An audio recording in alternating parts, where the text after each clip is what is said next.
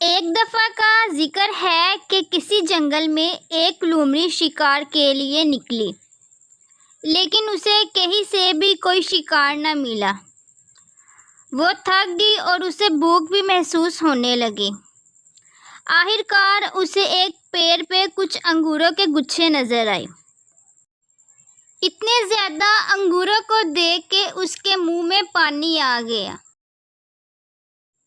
انگور کا پیڑ بہت اونچا تھا اور اس میں انگور بھی بہت اونچائی پہ لگے تھے۔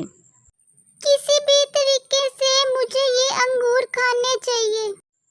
لومڑی نے انگور کو اتارنے کے لیے بہت اچھل کود کی، لیکن وہ انگور تک نہ پہنچ سکی۔ آخر کار وہ تھک گئی اور مایوس ہو کے واپس چل پڑی۔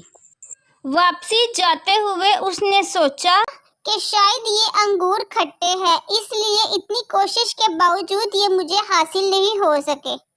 تو اس کہانی سے ہمیں یہ سبق ملتا ہے کہ جب چیز حاصل نہیں کر سکتے تو کچھ لوگ اس چیز پہ عیب نکالنا شروع کر دیتے ہیں۔